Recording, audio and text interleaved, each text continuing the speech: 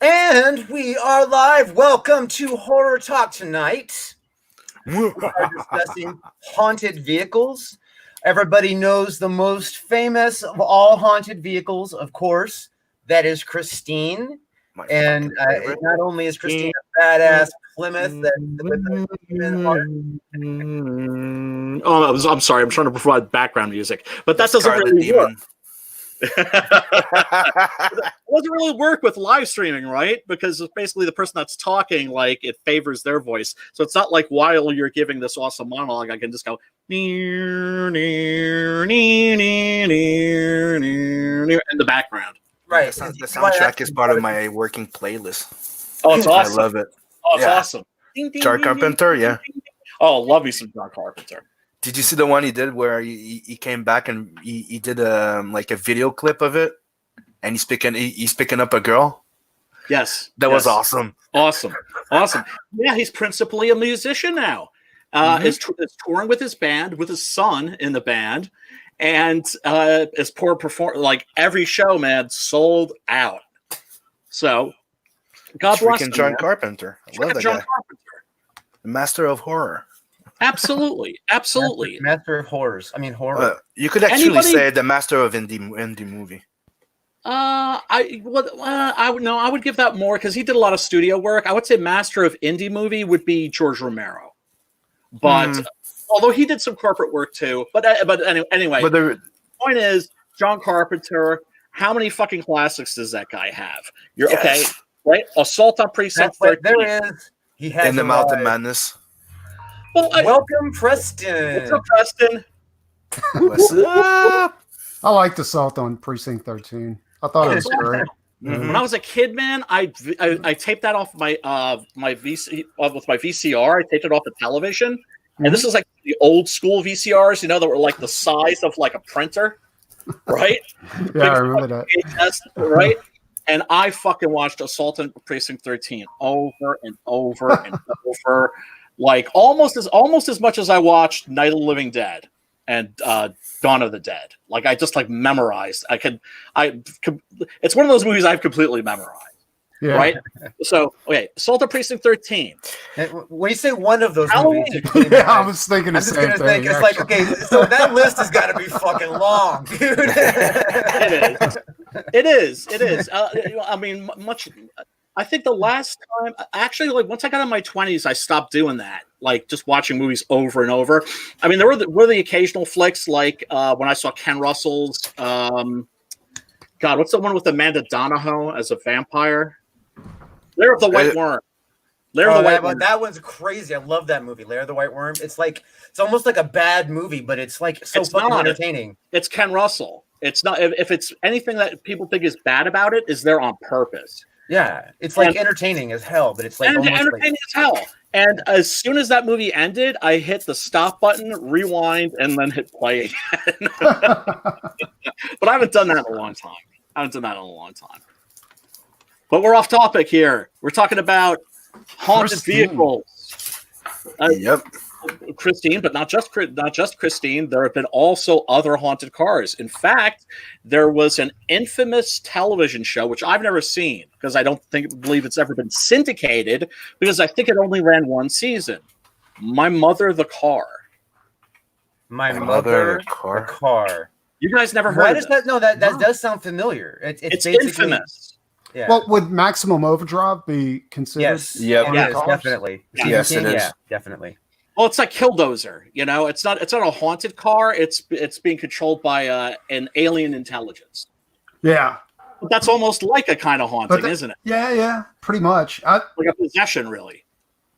I thought that was kind of like Night of the Comet or something like that, except with cars.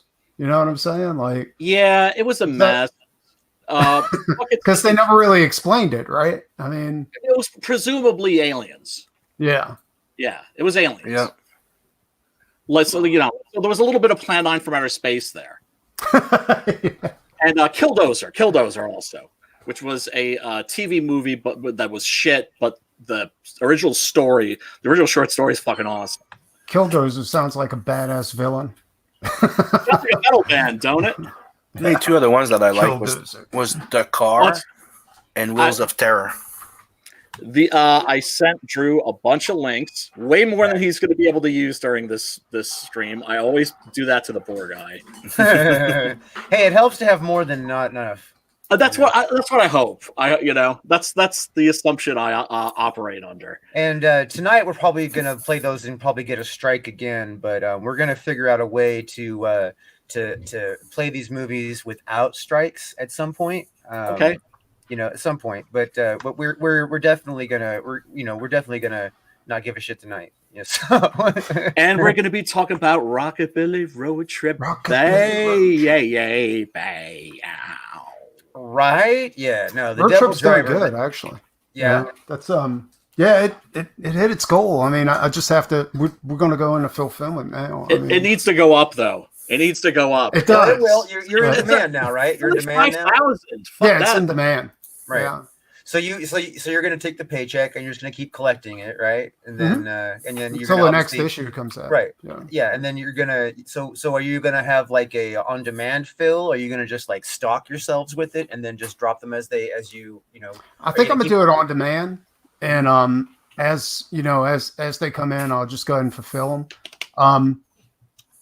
Because I was gonna do a huge overrun because I had shows coming up.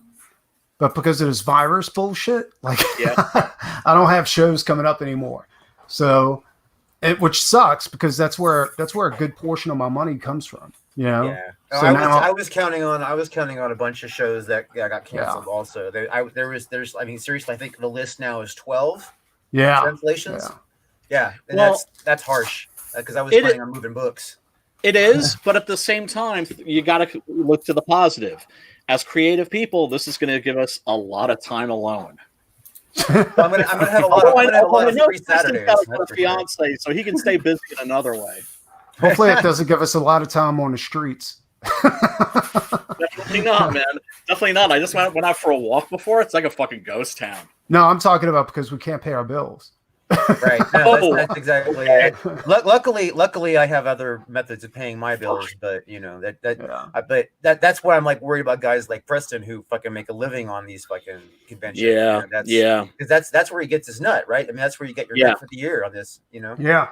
Like this one that they canceled recently wasn't too huge, but the one that's coming up is in a month and a half. Is going to be that's the big one.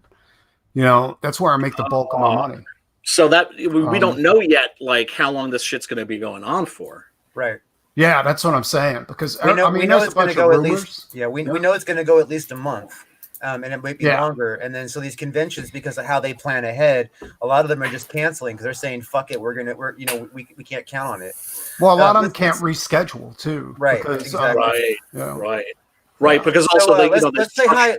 Let's say hi to people in the chat here. So we got Metal Movie and Brewskis in the chat. Hail Metal. Yes. Love Hail Metal. Hail. We got El Gargoyle. Hail El Gargoyle. Hail. And Shane Mess just popped in there. And Hail Shane. He says up, and a lot more people watching the streams. Yes, that would be nice. Getting more people to come and watch streams because they're We're all in fucking lockdown, man. Yeah, wait. Here's my thing. Okay, so what are the odds that websites like Pornhub are going to crash this coming week? Yes. Yeah, and expect your Netflix to be really fucking slow. I don't know what you're talking about. I have no idea what you're talking about.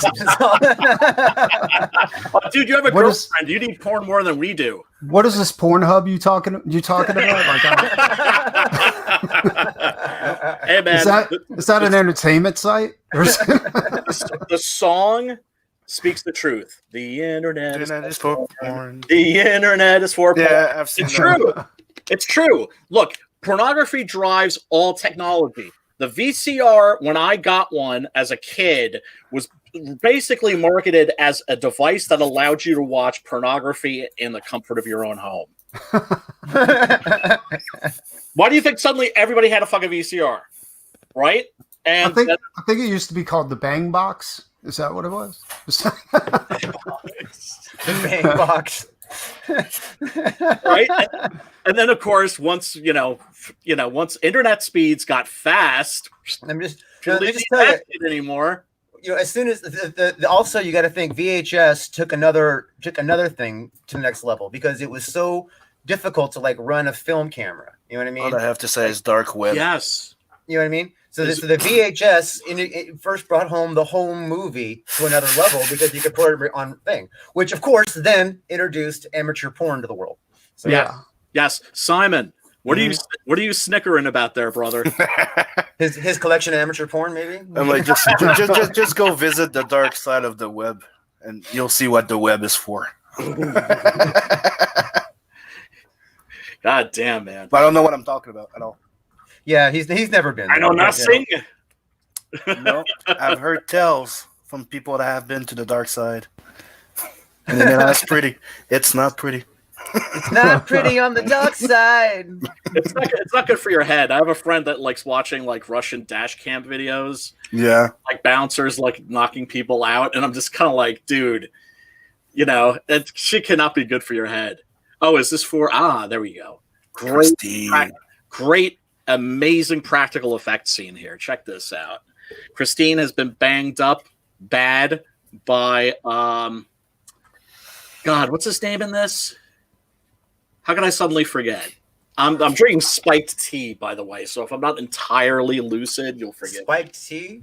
Mm-hmm. What do you got in your tea, brother? German brandy. German brandy? Asbach Uralt. Yeah, that's a definitely gothic. spiked. All right, so if anybody's wondering what the hell I'm doing with the whole stop and play crap, this is how I'm trying to avoid getting the fucking channel spiked. And it's not so much that I'm concerned about YouTube, hitting me with some kind of like temporary warning or whatever. I just don't want the channel to shut down because it does that. It actually will stop the feed temporarily. So we got Captain Love Titties on the third page. Hell. Freaking El Gargoyle. Yeah, I'd like to know, Drew, are we going to see some side boob in Rise of the Pirate King? Side boob? You're going to get more full side frontal. boob. You'll get full. You'll get at least side boob in that. The Rise of the Pirate King is going to have everything you expect from Captain Love. Is it going to have under boob? Is it going to have? Here's a really important question: is it going to have taint? Taint. No, it will not probably have taint because taint is really close to that place that gets to the crossover from mature to adult. Yeah, you know man. What I mean? Mm-hmm. Larry Flint territory. Yeah, unless I'm like performing surgery on somebody where it's like really gross and gruesome, then that. So we're gonna stay artistic erotic with Captain. There we Love. go. All right. Right. Yeah. It's gonna be mature, R-rated. Yeah, like Metal Hollande. Yeah, I don't think you're the one that speaks French, brother. No, he's not actually.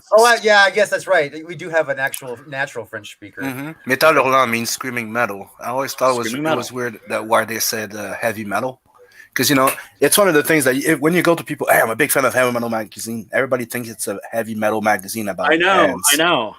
Well, screaming metal, people would have known with all the years, but. And that brought French comics to the United States. Yes. And we got Mobius. Oh my! The legend, man. Mm-hmm. French. That's the thing, man. French. They're not very good at making horror movies, but man, their comic books kick ass. Like that hasn't explored that world of French comics, you are missing out. Yeah, like there's a guy called Philippe Drouillet, and he does Sloane, and he's amazing, and he's the one that Vader that did a design that Vader was inspired by. Even George Lucas said it in one of the.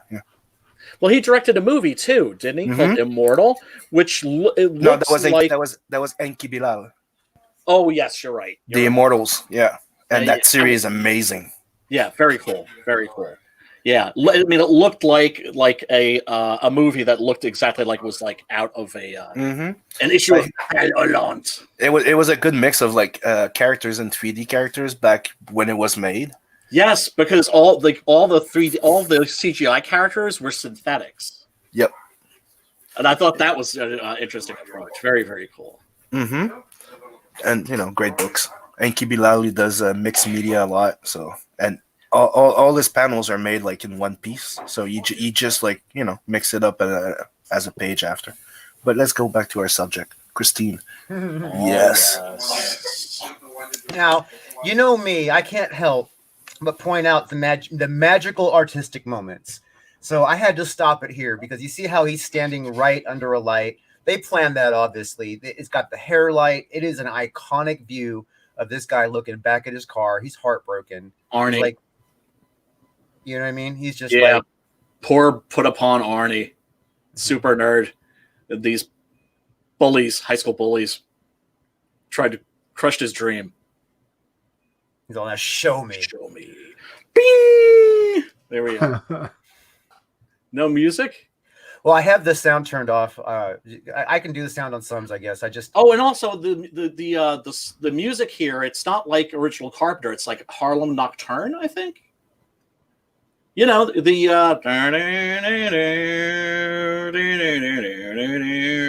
like that tune. I remember this. This is one of my favorite scenes right here. This is an incredible practical effects scene. Yeah. I mean, it's crazy. Like, there was no digital effects back then either. None. Yeah. And I mean, like for something like that, obviously they're just like reversing the footage, but everything else is actually in real time. Yeah, yeah. You see, that's the thing. Like, I posted that Hellraiser, painting, and somebody commented that they haven't made a good Hellraiser movie since the first two, right? Yeah. And what that trips me out because, like, they never had any digital effects when they made those first two movies, and they still managed to pull off one of the greatest horror movies ever created. Yeah. Oh. Here's the thing about CGI. It's best when you don't see it. It's best when absolutely you don't notice it. You know what I'm saying? It's like with comic book art. I don't mind if an artist is using a computer as long as I can't tell that they're using it. Yes. Yeah. So everybody in the chat, if you want to throw in your 2 cents, seriously, we want to hear what you have to say. So throw in what you're thinking, and we will comment on it if we can actually see it. So, like for instance, here, based on a haunted ambulance that kills people on their way to the hospital. That would be awesome. There is a movie by Larry Cohen called The Ambulance, but it's not about that. Now, I think that's a great idea. Cider Hype. No, Cider Hype has a great idea. I like that idea. Yeah. Like either cultists or demons. The Raimi Mobile possessed. No, that's a really good idea, Cider Hype. You should write that into a comic and find an illustrator. That would be awesome. Yeah, that's funny. Sorry, just came back. Sorry, I got the kids around, and We understand. Family first, brother. Family first. So if I go mute or I don't answer, you know why. How old are your kids? Mine are 14 and 18, and the girls are 10 and 14. Oh, okay. All right. So it's not like you have toddlers running around. No. Okay. But they're old enough to kill each other. Right. Yes. Exactly. You probably prefer toddlers to teenagers. To be honest, when they start teenage years, it's freaking shit. Yeah, no.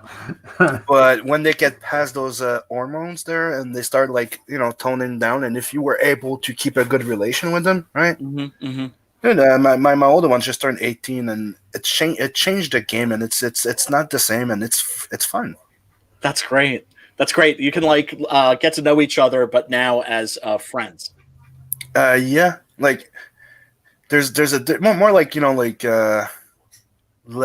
how can I say? There's a lot of stuff you won't do with your kid, right? When he hit 18, his uncles who said we'll take you to the strippers, and they never showed up. So they just left him there, and I'm like, dude, let's go get some rum, and I'll teach you to drink like a man. So we got rum and coke, and smoked 2 blunts, and my boy became a man. Oh, God bless you, Simon. God bless you. That is good parenting right there. Hey, I'm like, righteous, man. And you have to be there for your kids. It's like I told my kids a long time ago, I'm not here to be your friend. Right. If you go wrong, you will hate me. But if you do things right, I could be the best person in your life. I'll be your best friend. But we're not friends. Right. We are not friends. Right. You know, I'm always your dad. It's like, that's what it is. But now it's like, you know, you're going to celebrate, grab a beer with your kid, maybe watch a late night movie, talk about chicks. Awesome. I have to mention, this is one of those rare roles that John Travolta should have played. Oh, okay, yeah. Big controversy over that Oh cat. shit! I forgot John Travolta was in that movie. That's No, not it's not. him, guy. No, He's it's not. making a joke. It should have been Ish. John Travolta. That's what I'm saying. Yeah, no, I mean, if the movie had been made like 5 years ago. Yeah, I see it now. Here's the thing, Drew. Can you go back to that dude for and just freeze frame on him for a second, if possible? People will complain, and they're like, "That guy looks way too old to be in high school," and I'm like, "No, bullshit. I had guys in my high school that looked exactly like that. Those were the guys that had been left behind 2 or 3 times, right? They were like 19, 20 years old, but they were in fucking high school." Yeah, you're right. Am I the only one that's had that experience? Because that's No. I had. There was this one guy in high school that we called the Viking, and he was 27. right. And he was the same age as the rest of us. I mean, Right. because we've known him our entire childhood and high school career, and you know what I mean. And Yeah, sure. but by the time his senior year came around, I mean, he looked like he was even starting to bald. You know what I mean? He was. But my point being, I had dudes that looked exactly like that in my fucking high school. Usually worked in the metal shop. Yeah, that's usually where you'd find these guys, in metal shop and wood shop, and that's I know that because I hung out with them motherfuckers.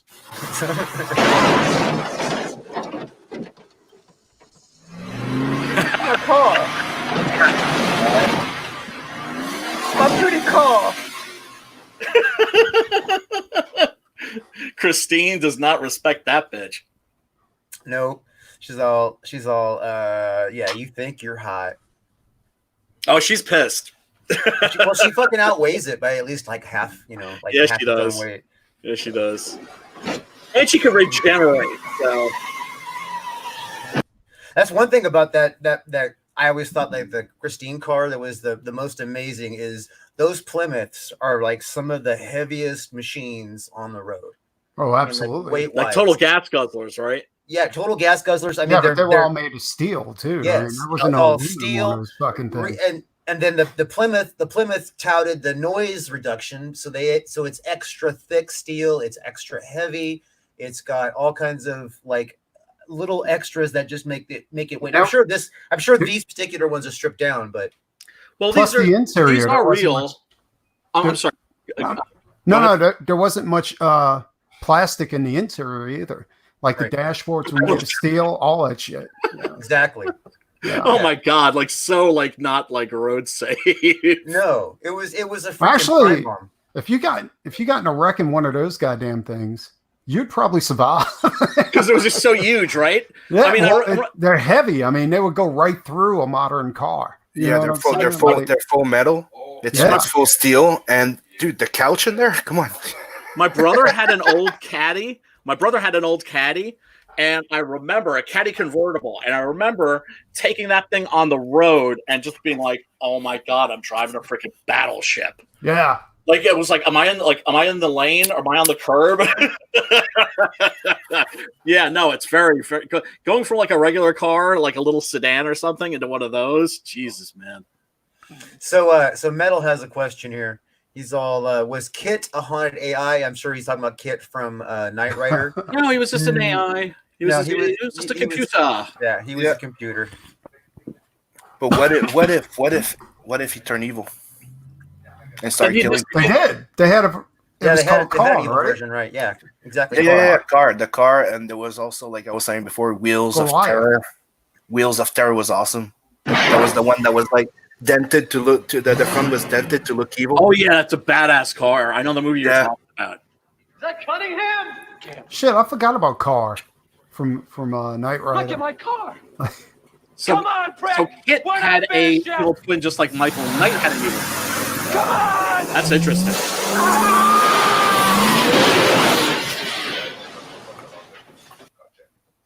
Fuck them. Smash. Good riddance to bad rubbish. Hey, Mustangs are nice cars, though.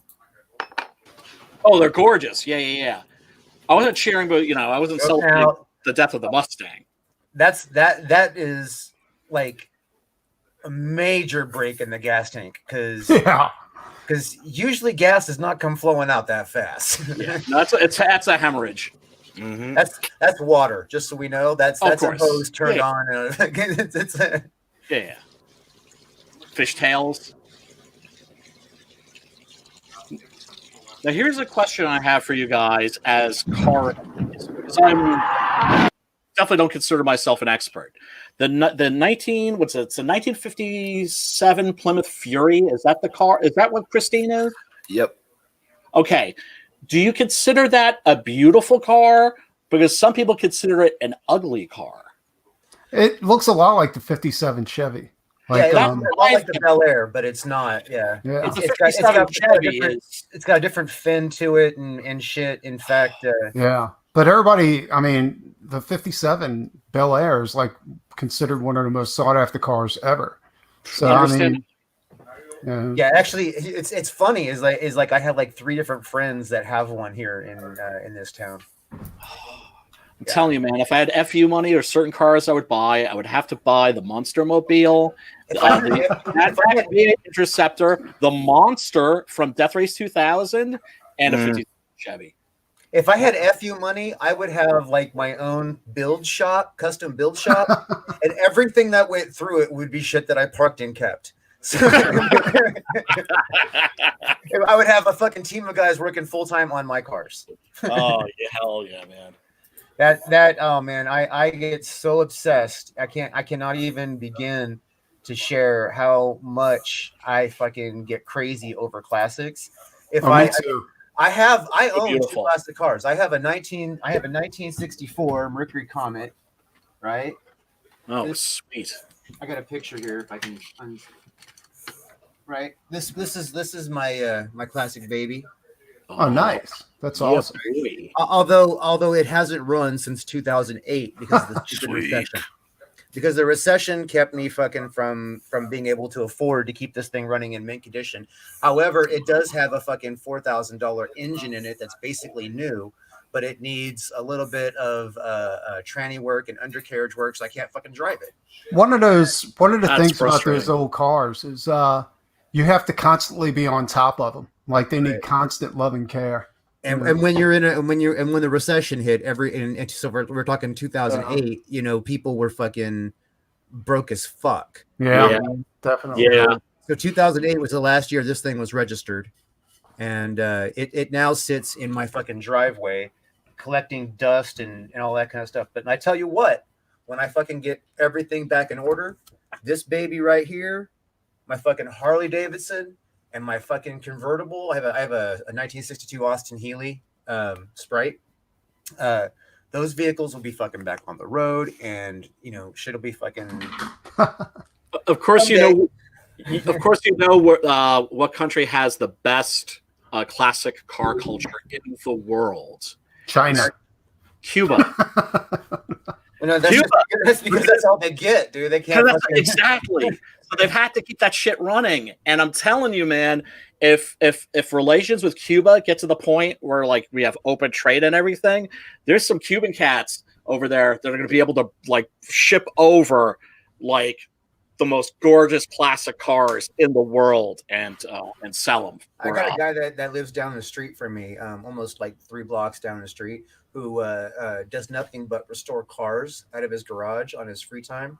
Mm-hmm. I have seen some of the most beautiful fucking classic cars just sitting there for sale, like all the time. I'm like, it's like one of those things. If you just knew that if you were just like obscenely wealthy, a guy like that would just have regular business from you, Yeah, without a doubt. Without a doubt. I don't understand.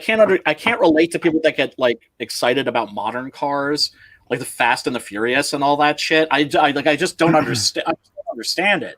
But it feels like I understand it beautiful. because They're cool. cars are awesome, dude. Well, modern cars don't have the character that old cars have. Exactly. You know what I'm saying? They all kind of look the same. You know, they finally started bringing back some of those old body styles with the with the Mustangs and fucking Chargers and shit like that. Yeah. But have you seen like the new Mustang? Doesn't look anything like a fucking Mustang. No, it doesn't. But I mean, they tried for a little while. It's just that those. I don't know. You know, I think a weird thing's going on where everything's going to start shifting to electric vehicles, and lighter is going to be better. You know what I'm saying? No, seriously. That has been the future for a long time. But the reason why it just hasn't been commercially viable because of the battery situation. As batteries get to the point where you can actually run a car, you can drive an electric vehicle from like say San Francisco to Los Angeles without needing a charge, then that'll take us there. Either that or that we might find that the technology which already exists to convert water to hydrogen. Hydrogen cars, that was actually hydrogen as a fuel, right? The technology already exists. It's just that it's not commercial. It's just that they haven't been able to justify the development of the technology to make it commercial, so that you could just pour water in your car. Well, right? they had a show called Future Cars, and they had a functioning hydrogen car, and you could get 240 miles to a full tank of water, I guess. But people, it doesn't run on water though. See, that's the thing. It runs on hydrogen, compressed hydrogen. But right. And the deal was people, like, I think it was started by the gas companies that they started convincing people that you were actually driving a hydrogen bomb. You're not. You're not splitting any atoms. You're not, I'm dead serious. Like, and so people got scared, right? So, although a hydrogen fuel explosion is a lot more volatile than a gasoline explosion. I mean, it would be a hydrogen. I mean, you know what happens when you like shoot an oxygen tank? Kaboom! Yeah. You know what I mean? Yeah. You know what I mean? And so that also is a problem with a hydrogen car. So you got to think that you are driving a bomb when you're driving a hydrogen car right now. But if you have hydrogen cars, you could still have like low budget movies where a car crashes and then blows up.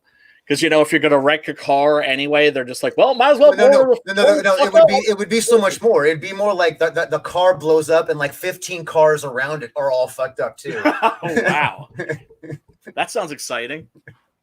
It would actually be a lot more dangerous, and the danger factor of that is more or less why they don't do it. And there are cars. Just say there are cars on the road right now. There are hydrogen cars on the road right now. There's cars that are converted. They're even partial hydrogen. I mean, there's I know how to convert a car physically. I know the technology that is required because you can run hydrogen in a freaking existing car. But the problem is that it will rust the hydrogen fuel because of the chemical elements in the hydrogen fuel. It will rust your current car. So to make hydrogen running properly, you have to actually have porcelain parts or aluminum parts that won't rust. And there's a lot of technology that it's involved that would have to be evolved a little bit more before we could have hydrogen cars running pretty regular. Speaking of cars and whatever, I think it's before we go into the next spin out, I think we should talk a little bit about a certain kind of car that's involved with a certain kind of campaign here. You'd make a great husband for Christine. Christine, the devil driver. Most definitely.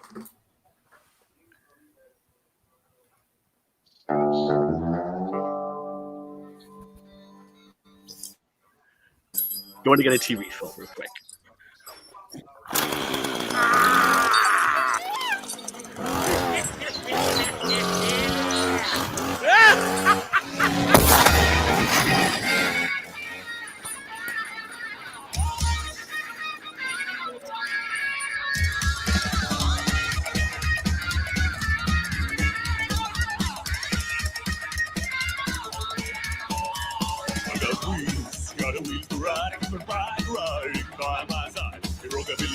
and her glide. If you wanna come along, better hold on tight. And baby, you'll survive this road trip, baby.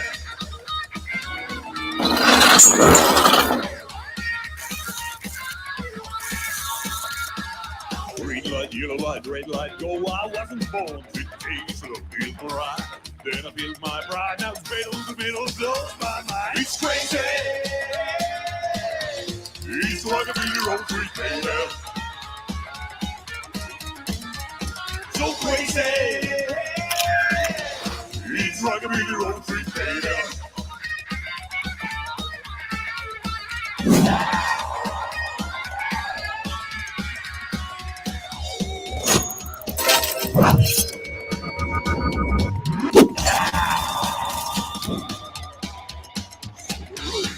It's my pride. This is the country denied. I breathe for the life of the strong.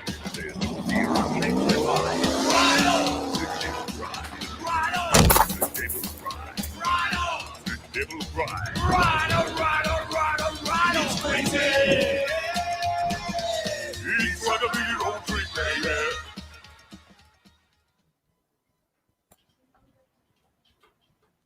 So that Rockabilly is Roadtrip. gonna be awesome, man. I can't wait to get my copy.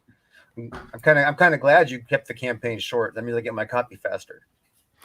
Reminds me of the trauma movies. I was going to extend it, but there was no need.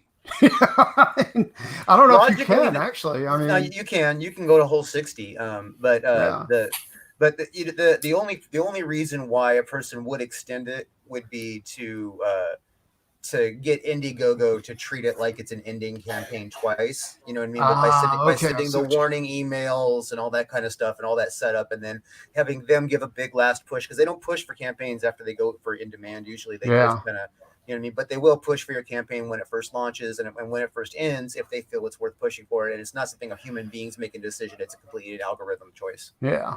Okay, cool. Yeah. All right. So your campaign has raised $4,140, and you did that in the first 30 days, right? So yes, that's awesome. That is kicking ass, brother. I mean, that's. Yeah. I mean, a lot of people think, because they don't, if they're not in Comicsgate for a while, they think that a successful campaign is $25,000 or whatever. But that is not necessarily true. No, that's absolutely not true. Actually, I think we both learned that lesson. But I think I learned it a little harder because I set my goals so high on the first campaign I ran, right. And it was definitely an eye opener, like you definitely want to keep your campaign like goal kind of not low, but you want to make sure that you can fulfill everything for the price, for the goal that you set. You see what I'm saying? Like, I mean, if you're basing your campaign on the cost it is to pay your illustrator and all that kind of stuff, you know what I mean? Unless you're the illustrator yourself, like you know what I mean? Yeah. It's you know what I mean? Like for me, I have to pay an illustrator. So when I think of the campaign, I'm thinking, okay, no, I got to play the long game on the refunding of the paying the illustrator. I got to think the short game. So like a campaign has got to be based on what a minimal fulfillment will cost.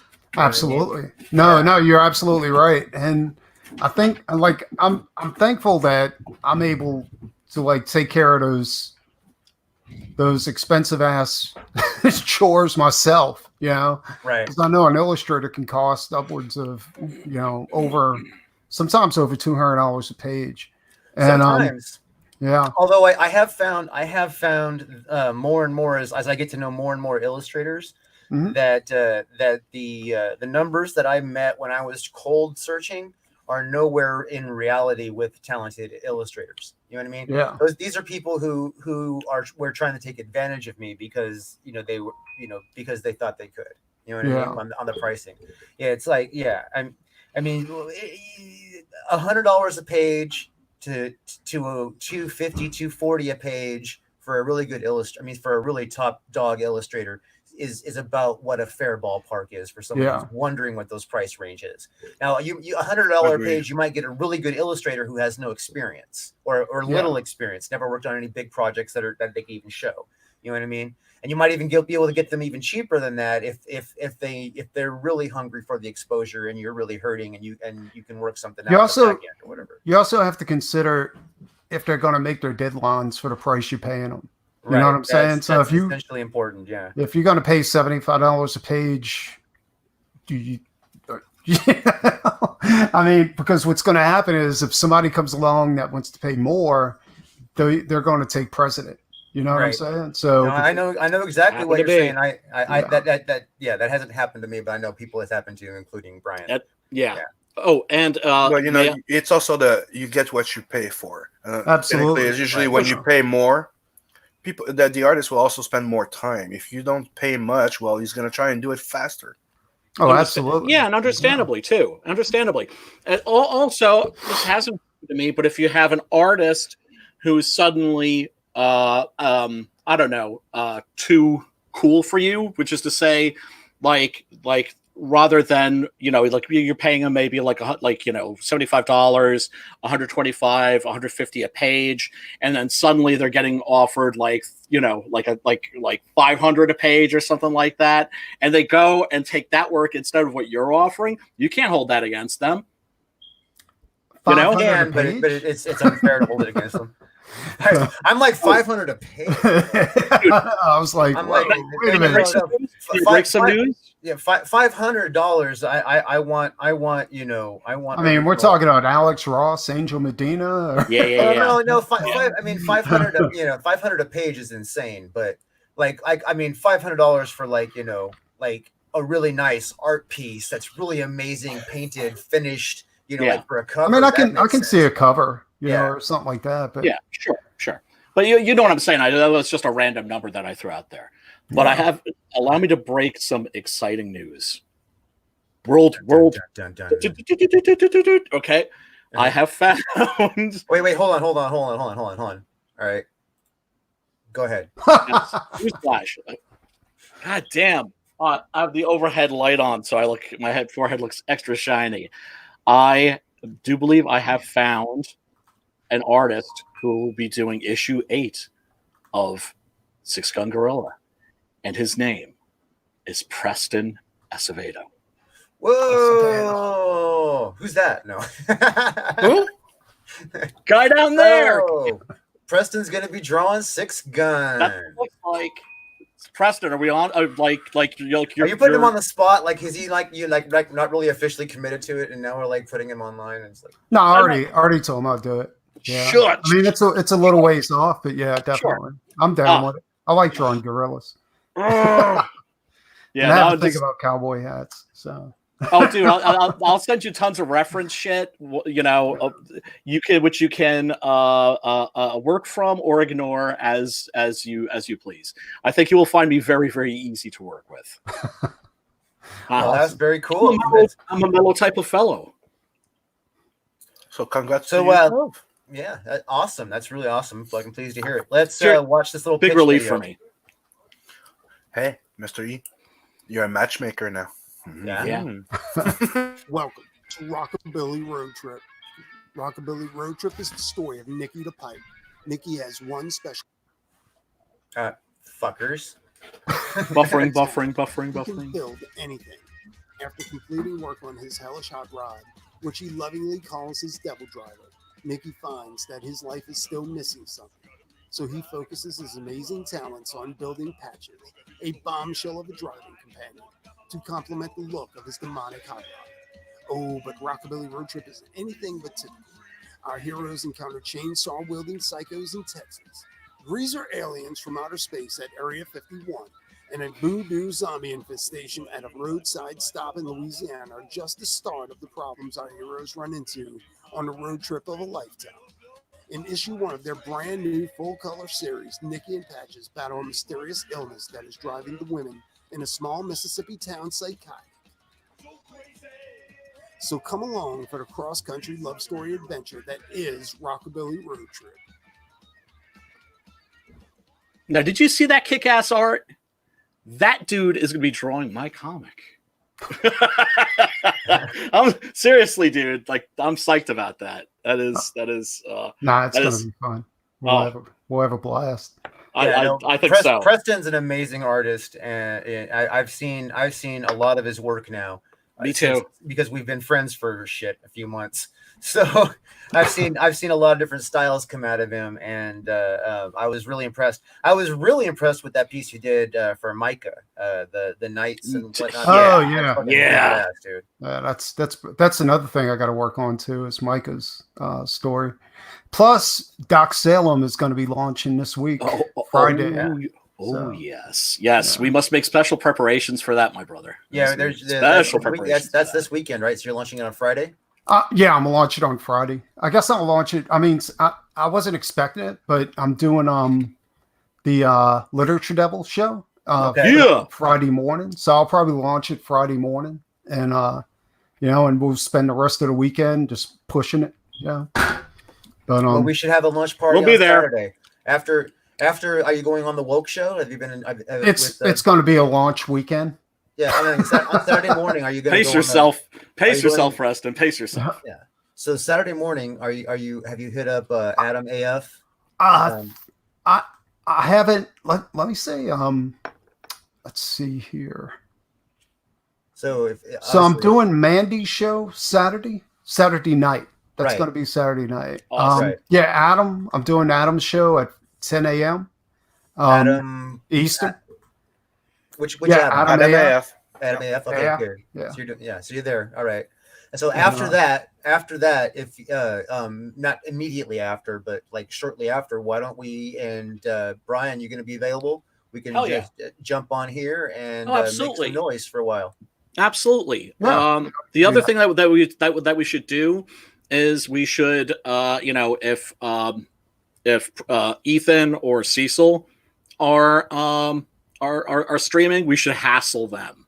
I would totally be down for that. I'm totally serious. I'm serious too. I think it'd be awesome. And we need to start hitting them with super chats. Yeah. Right? Yeah. I get pizzade on definitely. But that's definitely by the next weekend. Yeah. I don't want to bombard them when they're focused on their own thing. You know what I mean? We can drum up our own attention. You know what I mean? We can do it, and it's the best kind of attention. It's the best. Kind of, I'm not talking about being obnoxious. We can stream snipe them. You know what I mean? If they're streaming or whatever. But right. You know. But I think Ethan hit 300K. I think it's okay to hit him up. Yes. Yes. I think he's good. I think Wreck Planet's pretty much getting made. Yes. And same thing with Cecil. Same thing with those cats. So Cecil's way over 100K. I think it's okay to hit him up. He just hit 140. That's what I'm saying. By the way, Cecil, if you happen to stumble across this channel and watch this video for some crazy ass fucking reason, congratulations on hitting 40K. 140K. That was awesome. 140 is a beautiful place to be, man. We're all jealous of you for that. Well, he earned it. He's been around for ages, and come on, we all knew it as soon as he was going to launch something. It's funny as hell. I mean, that book does earn it. That book deserves it. I mean, I'm sure when that book comes out, hopefully that thing's going to be, he'll reprint that stuff. I mean, as much as I want my book to be a collector's item, I also want to see that thing in a freaking bookstore someday, and I can just like laugh at how fucking funny that's going to be. I mean, just the plot to Dirtworm Doug had me in tears. And the funniest thing about it is the fact that the comic actually looks like a good comic. That's I like the artwork. It looks amazing. It's great. And to me, that's like the best thing. That's the funniest thing about it, is that it actually looks like a real comic. So look, he's got these great price. He's got these great price tiers. He's got the real deal for $15, and the real deal is the actual comic book, right? Yes. Right, and he's got the Akira stretch gold cover. It has been reached, so that thing is there. It's $15. See, this is and the shipping is what, like $7? What is it? It's $10, but there's it's also an add-on too. So if you want to get something else and you want to add it to your order, you can do that. See, he's got you set up. Up really good here. And you got the double deal for freaking $30, and that's what I suggest everybody fucking pick up this fucking double deal here, because there's as good as one thing is it's twice as good when there's two. So hell yeah. And these are really good deals too. I mean, you're getting a lot of comic for your money. Yeah. So yeah, and here's the best part about all of this. The best part, the truth. All right. Not only you're getting excellent art, it's going to be a freaking great story. I haven't read it yet, but I've got enough previews and enough insight, and I know Preston's sense of humor. This shit, and the guy who wrote it, right? Your friend who did the writing, right? Jesse wrote it. And he's a funny dude too. Yeah, I mean, I've seen them stream together and talk some mad shit. And, yeah, they're and working off of each other. It's basically the same sense of humor that fucking So I know it's having a chemistry, creative chemistry between y'all. Because of the humor that's behind the whole thing, the story idea, and the fact that Preston is a mad skilled freaking artist. This book is definitely going to be fucking worth the money. That is well evident. And then on top of that, this money goes to support a creator because, Preston is sitting there in his freaking studio, fucking busting ass, making a living off of his fucking skills. That is not something anybody can do. That is something that takes a fucking long time of practice and discipline and sacrifice to be able to do. And because he fucking does that, we should be able to fucking throw a few bucks on one of his fucking projects. We're not fucking just giving him money. It's not fucking charity. You know what I mean? But feel free to give me money if you want. If you do want to just give him money, that's fine. And I believe he's fond of dirty panties as well. So. No, but you're making a great point. You're making a great point, Drew. Folks, support indie creators, and it's not like a charity thing because you're going to be getting a kick-ass comic. That's what it's about. This is we're about a little more than halfway through March, and Comicsgate is killing it. Yep, 2020 for the win. Yeah. In fact, if you the Comicsgate is a big graphic novel market. It's also a comic book market. There's both. You know what I mean? Mm-hmm. And comic books, I have been doing some market because people have been talking about, a lot of different things. I've been doing some actual market research of current comic books that aren't on the upper echelon of super popularity. So we can't talk Batman, Spider-Man, those kind of things. We can't talk about those numbers because those guys have been around longer than most of us have been alive. And their product sucks now. This is the cool. Wait, hold on. So my point is a lot of other products out there that are new style releases, new products, stuff put out by Image or or even Marvel that it's an unknown property. There's a lot of stuff like that. Now, those numbers are things that we need to look at if we're trying to find things that compete to. All right. Graphic novels, when they first come out through that market, a finished, not just a floppy, but an actual book, perfect bound. Those things, if you sell somewhere between 300 and 700, that's considered a success. Right. That's of the total sales. Yeah. You know what I mean? Like not just the first week when it comes out. I mean, like, when you do the first year, if you do between 300 and 700, it's considered a success. That blew my mind that was considered industry success. I know. Because there's obviously others out there that do a lot better, but not necessarily on their first book. You see now, like fourth, fifth, sixth book, a thing takes off, a property takes off, and it starts, the marketing catches on, the element is caught up, and people buy the first one over again, and then that kind of stuff. So Comicsgate selling 300 books is a freaking huge success as far as Comicsgate goes. You know what I mean? So I just want everybody to fucking realize that they hang strong. Small numbers are not that small in the big picture of thing, and we are getting the industry's attention by what we're doing. Hell yeah, we are. And so the industry is going to change because obviously they're not going to come in and all hire all of us, at a Comicsgate. Not gonna happen. Yeah. Well, that's yet to be seen. Things can still change. You're right. Another thing too is to remember that right now we're actively shopping Rockabilly Roadtrip around for different types of mediums. Like we want to go into film, we want to go into TV and stuff like that. We might even just do YouTube webisodes. But if that does catch on. You got to remember this print run on this volume that we're doing. I mean, right now we're looking at 90 some odd copies. Right. What kind of how much of a collector's item is that going to be? Exactly. It takes off. I mean, especially if you don't overrun, all of a sudden you decide to close down your campaign for whatever reason. Oh, absolutely. Yeah. So folks, think about this. A year from now, you might be watching the Rockabilly Roadtrip movie produced by Fangoria absolutely on your streaming service. And who knows? It might even get a small theatrical run in, if you have an Alamo Draft House or an art house theater somewhere near you. And if you have this, you will be able to say, "I was there at the beginning." Damn it! Well, look how much books like let me see, Lock and Key, because of the TV series, how much that went up. You see what I'm saying? Like, or what we're going to talk about Iron Man or Thor or anything like that because of the movies that got made. I couldn't believe it. I sold the first issue of Walking Dead for $1,300 on Amazon. Yes, you see what I'm saying? Yeah, and that's a huge print run. That's like, what was it? It was like 20,000 issues, 40,000 issues that were sold. Something like that, right? But it was, it was a small book. The reason it was in black and white was to save money. Mm-hmm. Let's face it, right? It wasn't like a main project for why am I blanking on his name? Really blanking on names today. But while you're blanking, Rockabilly Road Trip, and but yeah, it was a side project.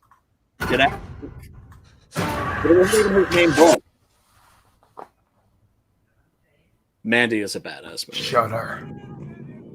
Yes, which I recommend. Because they got my man Joe Bob. Now those fins on that Plymouth are way more like exaggerated than like you see on a Bel Air. You know what I mean? Because a Bel Air has more of a just straight kind of angled out, and then it cuts back. Mm-hmm. And the same with the fender. It's the same with the fender on the side, like the pointy end on each side. Right.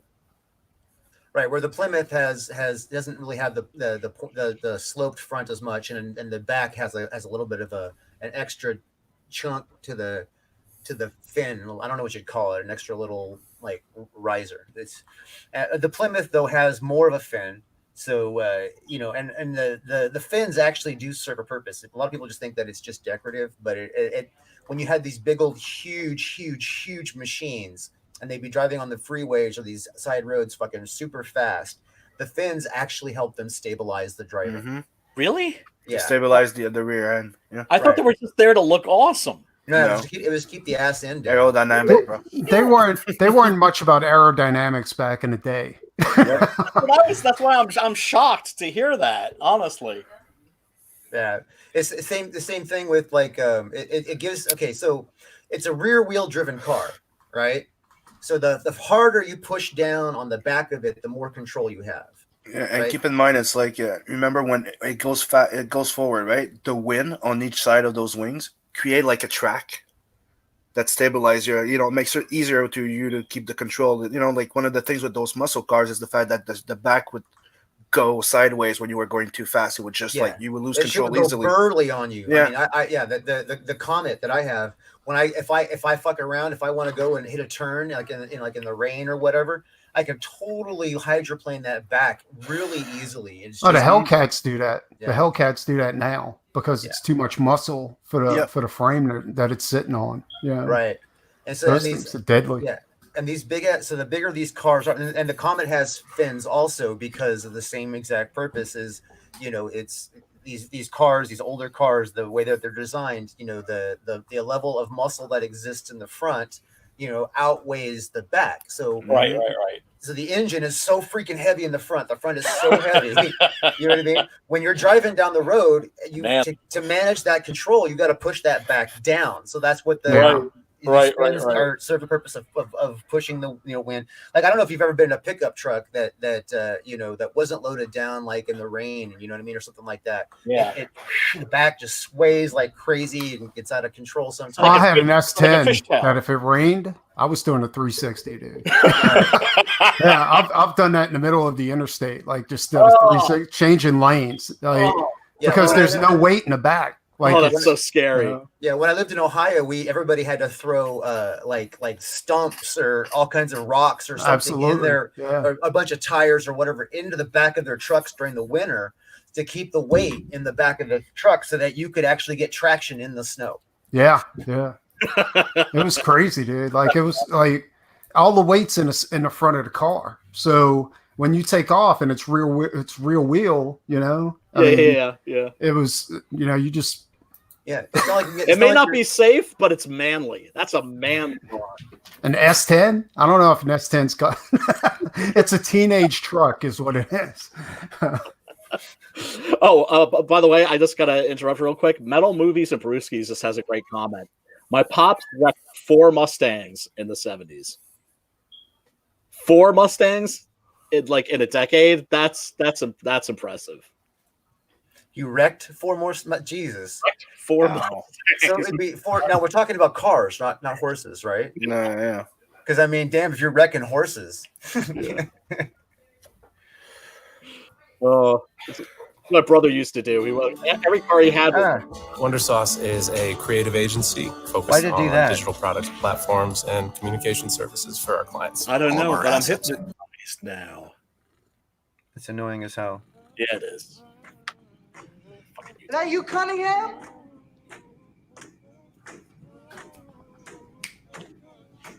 Hey, you ain't mad, are you?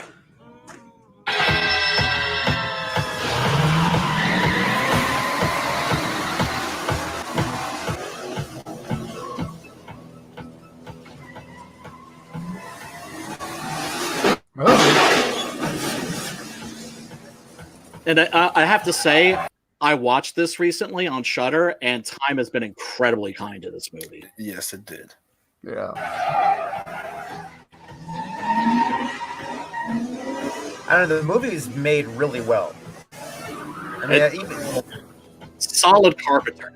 Not one of my favorite. Yeah, but you have to think, like, Carpenter, but how hard would it be to stay away from a car? Like, just stay off the road. You know what I'm saying? Like, he was good behind the barrier. Why would he run I know. fast? except that car. That car. But you know, it's one of the the things in the novel, right? That's one of the things somebody says, and he stays in the house, and the car breaks through the fucking window to the living room and runs him over to up the stairs. Like, Right, and the car will come get you wherever you're at. Yeah.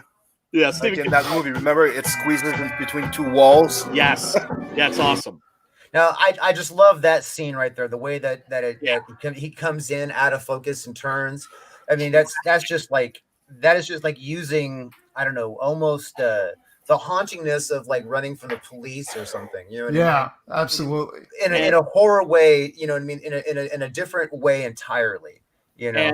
And also, you got to give it up to John Carpenter's cinematographer here, Dean Cundy. He always was great at creating this sort of like slithery look. Most of his movies, Carpenter's movies, do well when you rewatch them. They really do. They really do.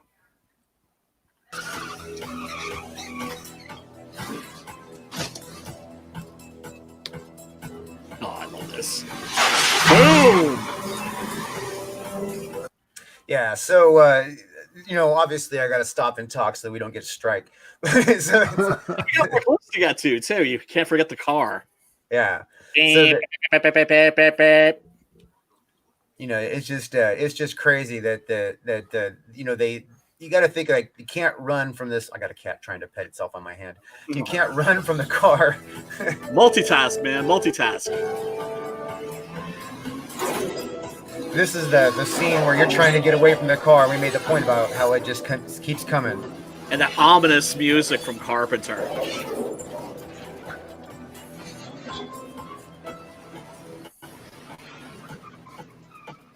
Yeah, one of the Stephen King adaptations that I really feel is better than the novel. I wonder how many cars they had made. 17. 17? 17. They had 17 of these, and they wrecked pretty much almost all of them. 17, and they wrecked them all. Yeah. Jesus. Yeah.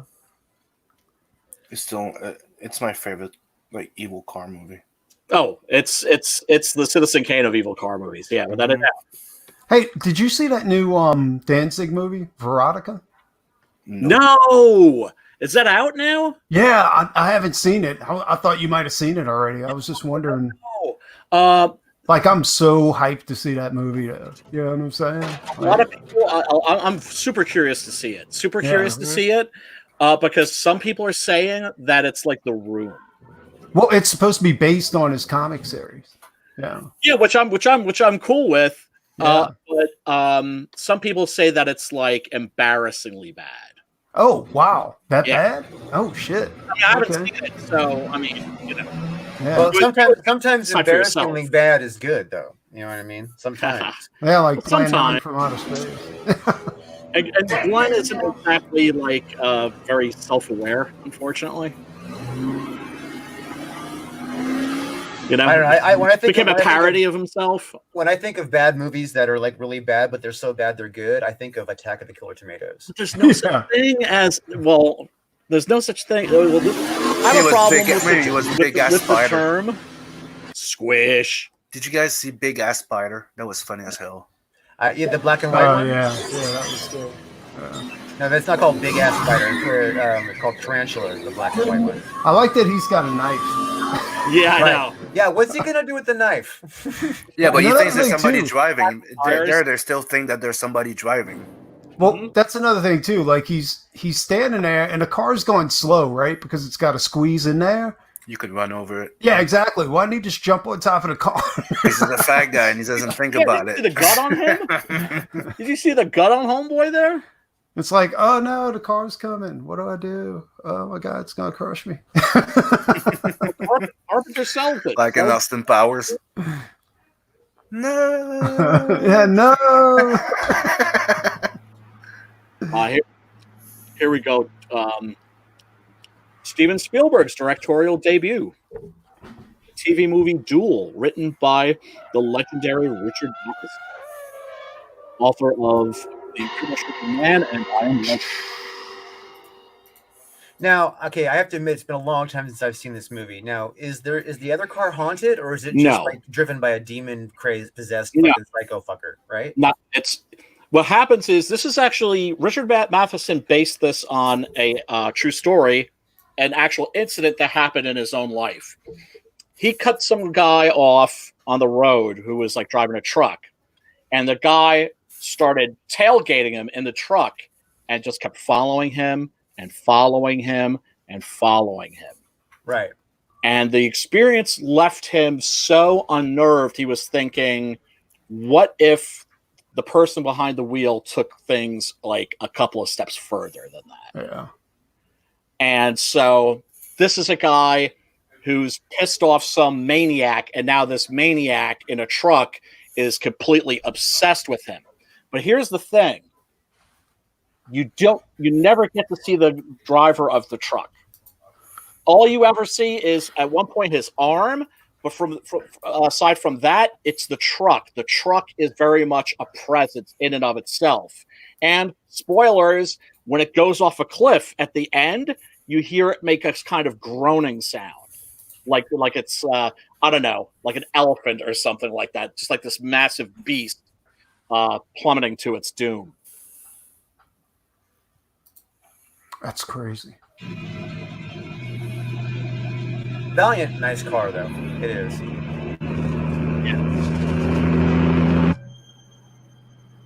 Oh, it's one of those old school semis too. Yeah, and it's all rusty and everything. It looks like something that like Leatherface would drive.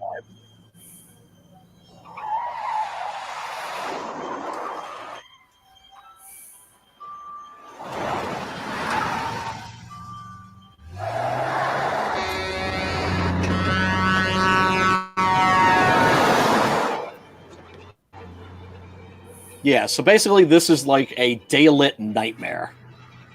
It's all done in real time, if I'm not mistaken. It's just like a afternoon from hell. Right. Huh. Afternoon in hell, I should say. very, very, very, very tense movie. Made for And since we're talking television. cars, Very good. Since we're talking cars, let's talk about how this particular model of Valiant demonstrates the transition between fins and rounded body cars. This is like this is like leads to like right where they got the boxy cars of the 80s because they dropped back on the fins. This is actually an early 70s model Valiant. You know what I mean? Right, because it looks like the fins have been sort of shaved off. Mm-hmm. Right, it still has the same kind of style with the high tail lights and whatnot. Why did they get rid of the fishtails, man? Those look so badass. I really don't know the thought process. Obviously, the modification is saying maybe that wasn't actual aerodynamics. You know what I mean? Maybe, fuck aerodynamics. Yeah.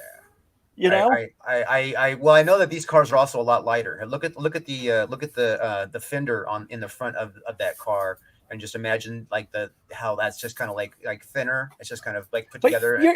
You're not picking the fender from that Plymouth in comparison is like massive. So the weight difference also is. So yeah, but you're not picking up chicks in that compared to like a '57 Chevy.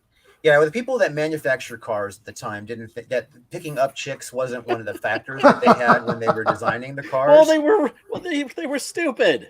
Well, no, they were actually scientific about it. These things were actually tested in wind tunnels and shit like that.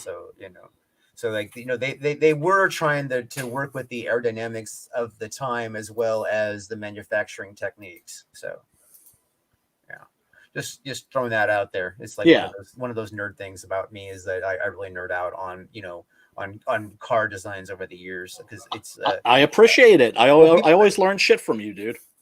I fucking I have people fucking like trivia me growing up and I'm not that good at it. You know what I mean? And so it's like I'm not an expert on the topic. It's just one of those topics that interest me severely because it was something that it was part of growing up. So.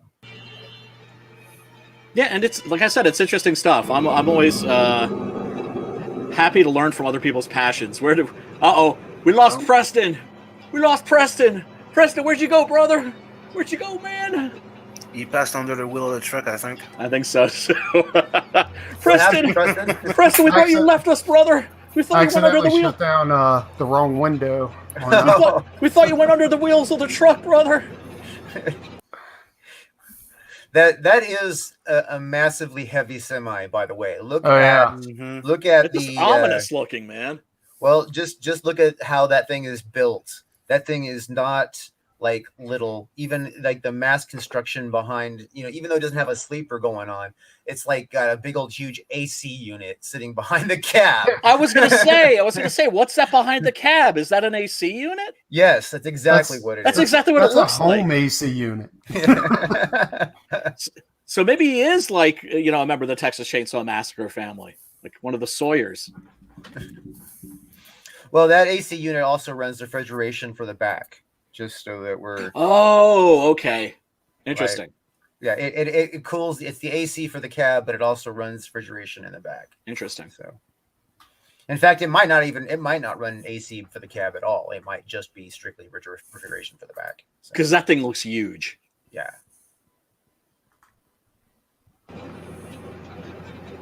In fact, you see the cables running from it to the back? Yeah. Oh, an excellent car chases in this, needless to say.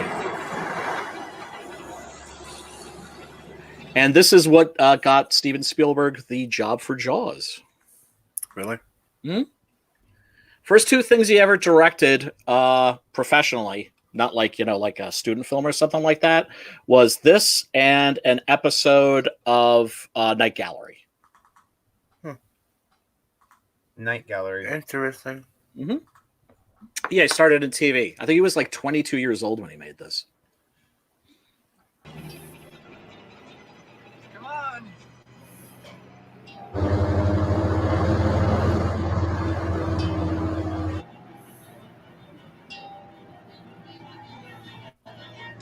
So I imagine the whole movie is a lot of just tension and It is. And just driving. So we shall move on to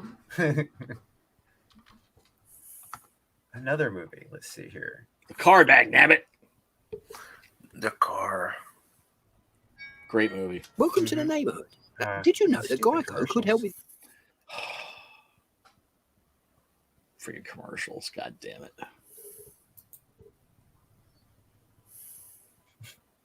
So I hope everybody is safe where you folks are at. It's like a ghost town outside my crib. I was tripping on that. It's actually not that different here than normal. That's cool. Although Starbucks now this is I'm going to stop this for a second. So Starbucks, I tripped out. So Starbucks is always a line in the neighborhood where I go to. It's always a line. It's fucking always busy. Right. Starbucks was dead. There was nobody inside. Nobody. No one at all. I mean, the people they had 4 people working. Not one single customer. I walk right up. I'm like, you guys are open, right? And they're like, yeah, we're open and we're going to be open. He's like, please come back and buy more coffee. You know what I mean? It was really, yeah. This reminds me of the AIDS scare back in the 80s. Yeah. When everybody was like super afraid of everything and everybody because of it. They didn't know how you got it. They didn't know how it was transmitted. Absolutely. Yeah. This reminds me of that.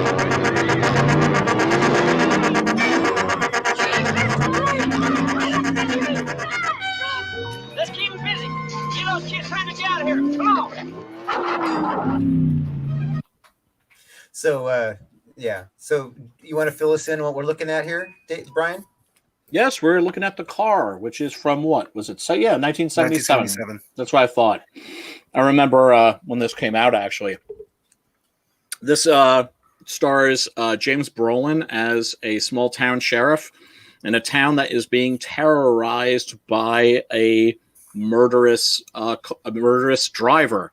Although who or what the driver is remains a bit of a mystery all the way up into this scene where we finally find out actually who's behind the wheel.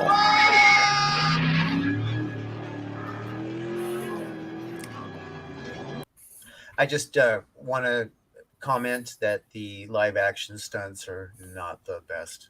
No. Yeah, I kind of noticed. No, it's not a great movie, but it's fun. I do recommend this.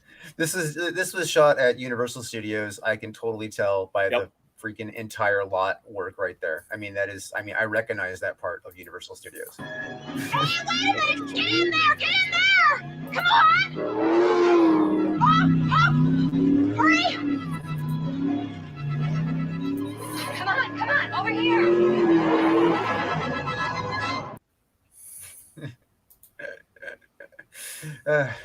I'm so sorry.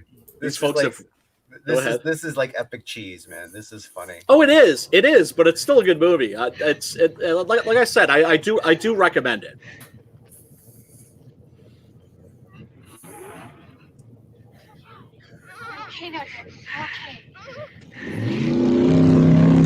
Okay, you know what it kind of looks like to me? I mean, Yeah, there's I a lot love of the movies. car. That's awesome. The car makes the whole movie, right? Oh yeah, with the lower hood. Yeah. Yeah, it reminds me like the film work and the lighting and it reminds me of the 70s Shazams.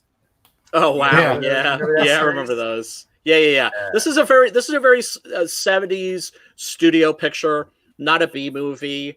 But like I said, it's not a classic, but it's still worth watching. It's still fun. It's kind of grindhousey, yeah.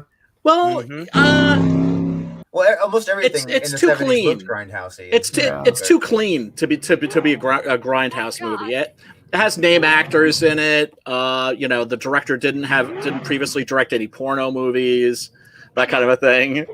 Oh, it can't come on hallowed ground. Is that what's going on? Exactly. Yeah. Exactly. Yeah. So now we know what's behind the wheel. It's a demon. Huh. Maybe even the devil himself. Speaking of a devil car, everybody go back Rockabilly Road Trip. Hell yeah! Back Rockabilly Road Trip. Yes, which is has met its goal, is over 5,000, but really deserves to be doing a hell of a lot better than it is. Over 4,000. Oh, okay. Sorry, I stand corrected. I mean, hey, I want it to be over 5,000. It will be because you're staying in demand. So, Yeah, That's just keep plugging it. Just keep talking about Yes. it. You know what I mean? Try to find a new audience every day. And You Doc know? Salem, Salem is going to have a big launch, and if anything, Rockabilly Road Trip is going to be able to piggyback on the tail of that. I think. Okay, we all know that you know how to wreck a religion. Dude, that fucking modern design of the car. I know. That car is cool, though. Isn't it awesome? Yeah, because I love it's not that a car. recognizable make of car. No, it's inspired by, it's the same principle as, remember that Batmobile from the animated series? It's based on the 64 Expo. Those type of cars, like they're considered the future cars. Yeah. It's Yeah. one of those. Yeah. Right. It's freaking amazing. Yeah, it is. Yeah, it does have a little bit of a World's Fair look to it. Yeah. Like a World of the Future. And then it has like that extra low roof, which really makes it look sinister. Mm-hmm.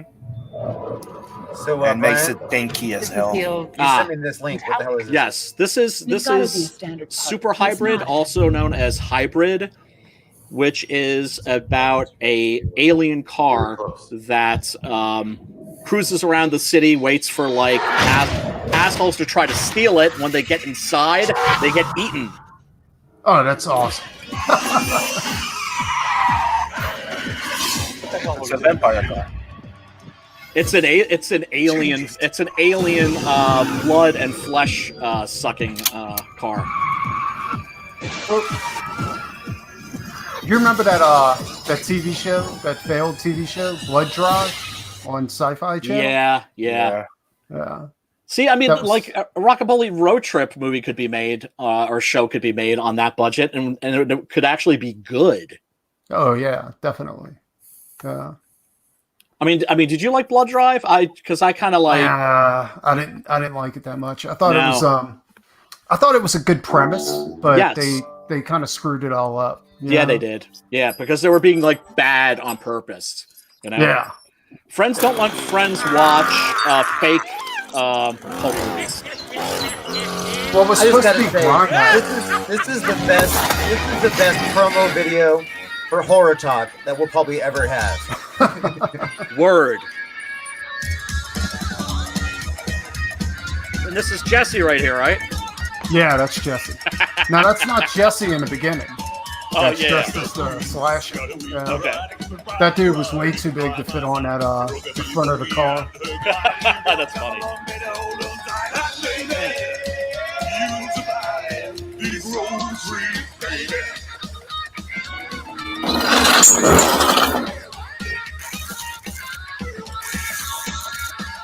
Green light, yellow light, red light, go. I wasn't born 15, so feel the ride. Then I feel my pride. Now it's middle to middle, blows my mind. I don't know if you noticed it, but the stick shift is a pair of brass knuckles. No, I didn't. I didn't notice that. And that's for the comic too, right? Yeah. God, what a cutie pie. She needs a little vitamin B in her life. This guy.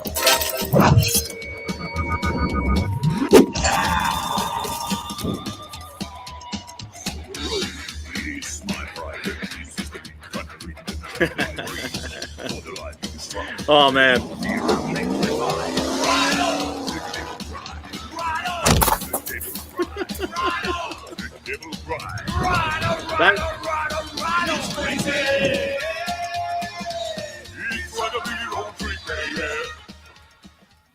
Oh hell yeah. Hell yeah. Definitely. And the Devil Driver has been rebuilt and is roadworthy. Is that what I am led to believe, Preston? We're getting close. We're getting close. Yeah, it'll be ready for CG Con. Let's put it that way. It'll be ready before then. Okay, because holy shit, man! If you could bring this to to conventions, with you, absolutely, yeah, God. yeah. Okay, so with that, I think that was a good note to end Horror Talk on tonight, because Brian Krischgau in 15 rough minutes. It's Krischgau, you fool! Krischgau! You're not even gonna show Wheels of Terror. You didn't send me a link. Yes, I did. Just a little piece of it because that Yeah, car. I'm sorry. Like, Wait. the movie is not the best, but You that sent me a car. link to it. Where? Oh, Yeah. okay. You sent me a link. You're supposed to send the links before the show, man. Honestly, it was negligent on my part not to. So I'll No. It's I don't go back and get the links after the show started. That's why. So it's like, right. So okay. So we shall. I thought you would have had it.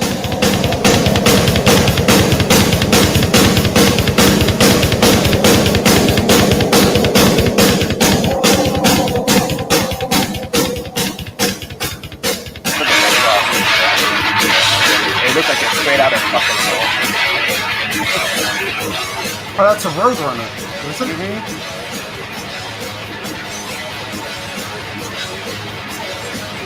We never see the evil Lemmy? deed. Nobody cares as long as they get what they need. Don't look for help. Under attack. Fridays and daggers gonna stab you in the back. The wolf is at your door. May he be in Valhalla. The wolf, move. Come on.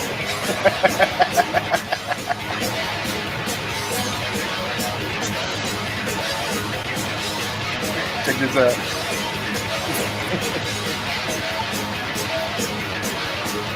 This ain't the time to talk of love.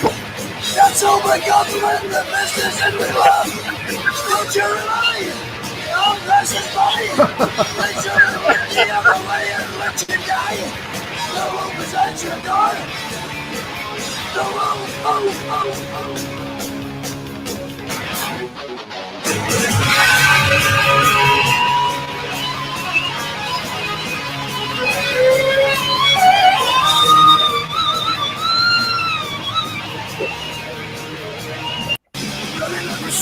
Like there's a scene where it just comes out like is that Motorhead we're listening to, by the Yeah. way? Yeah.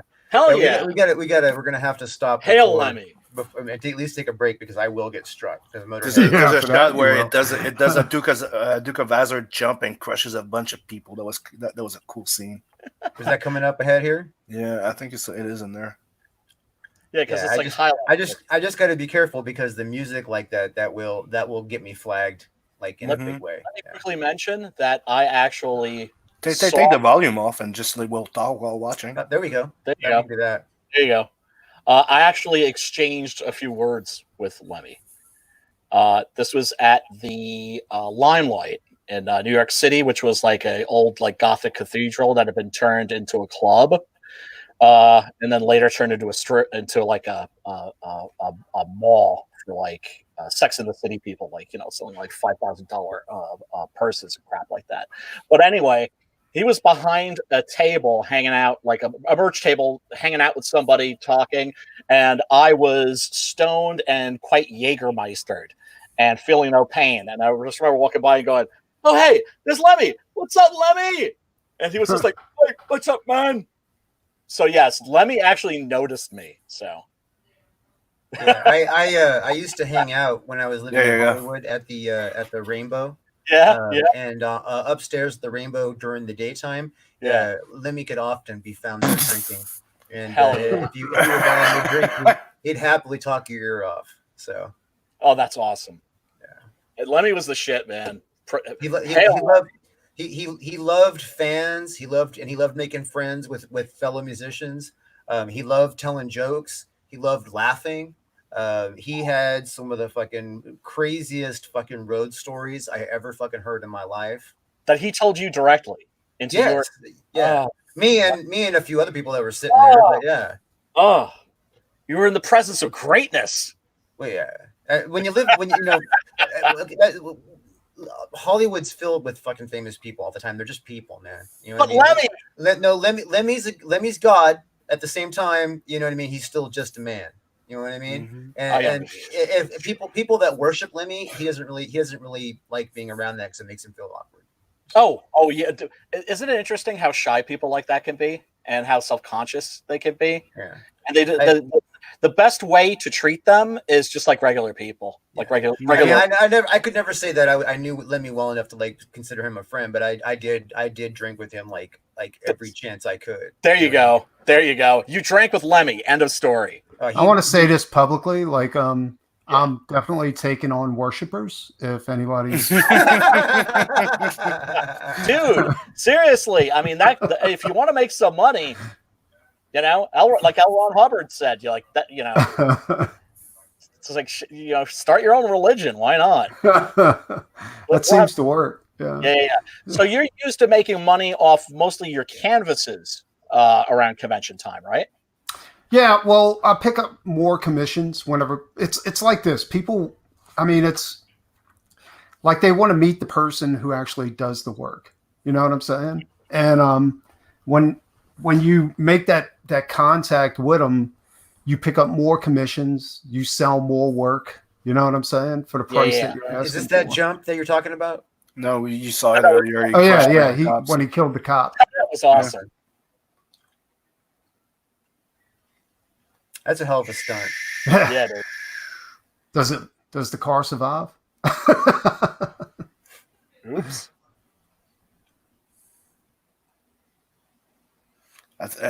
Scratch. I think it's considered one. I think it was a demon car, that one too. It was possessed, and it kidnaps the kid of a driver, like the school in the school bus. Yeah, it's basically a remake of the car. Yeah. You know, on a more modest budget, but with a lot of energy, if I remember correctly. It's been a while since I've seen it. I think so. I need to later tonight. I'm definitely going to. Me too. Check it. Check to that me, out. it's just the look of the car that's like that makes it look so evil. You know, it's like the same thing why Christine looks evil, right? When you look at it, and the way that they just bashed, like they were. I remember watching like one of the making of, right? They said they were looking at the car to go, doesn't look evil enough. They just took like a sledgehammer to the front of the car, and just dented it and go like, it looks evil now, and yeah, it does. Oh yeah. That's okay, awesome. Guys, I am sorry. I am going to have to peace out. Y'all are the best. Everybody in the chat, hail, hail, hail. Thank you so much for hanging out. Preston, super excited at the prospect of working with you in the near future. I am psyched. That's going to be a whole hell of a lot of fun. Everybody go over to Sweetcast and hassle Brian in the Brian Christgal in the Christgal. Say it like you're the Austrian oak, like I can't fucking say Austrian. Destroyer. Get to the chopper. If I was just trying to make it sound like a Nazi name or something. So go Sweetcast. What is Sweetcast? Let's see if I can find his link. Did he put a link up for your thing to direct you to it? Try and run upstairs and get a little more caffeine in me because I only got like 5 hours of sleep last night. So hopefully I'll be present. But love you guys and you know, have a kick-ass weekend, and I will be talking to you soon. Later. Hey.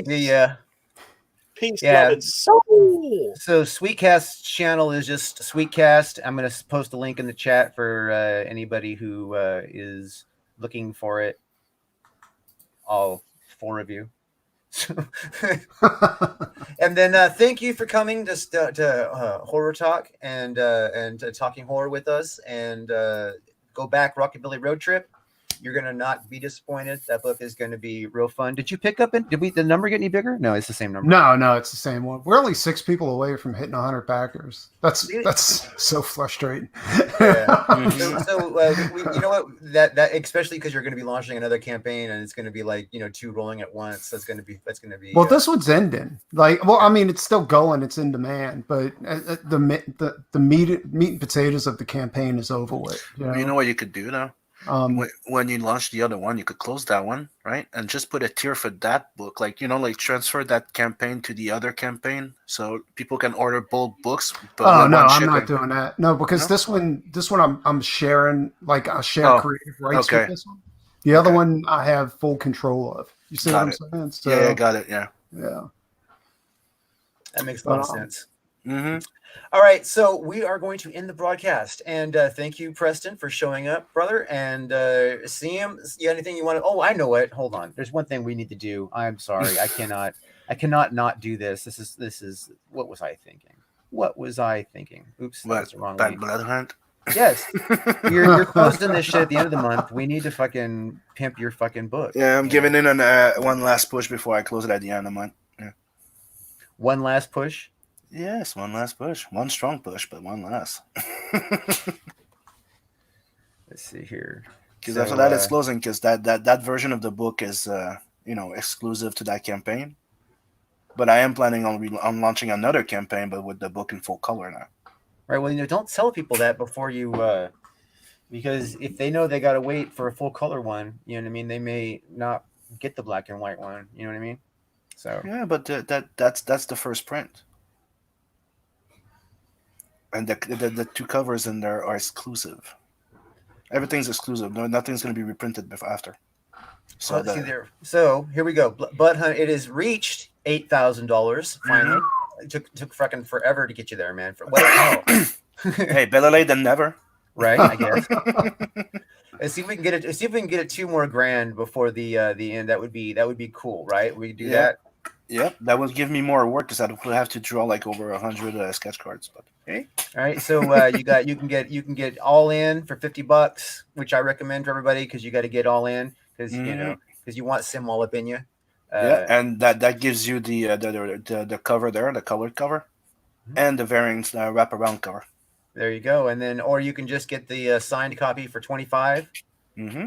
Or you can get an original art commission. Now, this is a new tier he put on there, I imagine, right? Yes, that's a 8x11, 8x11, ink sketch for $100, and nobody's claimed that. Somebody needs to spend freaking $2,000 and buy all of these right now. I put it up last night, and the last one is the commission one, and I added the 10 copies one. See, that's cool.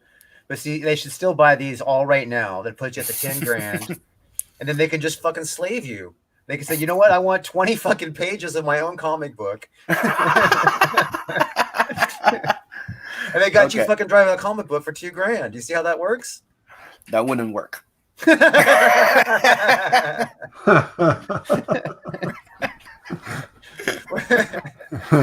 We're talking about a nice fully inked, like full pose drawing, but 8x11, not a page,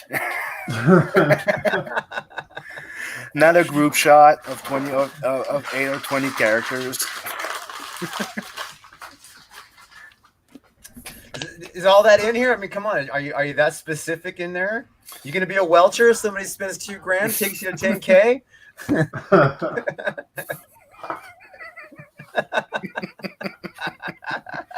All right, everybody. Thanks for hanging out with us.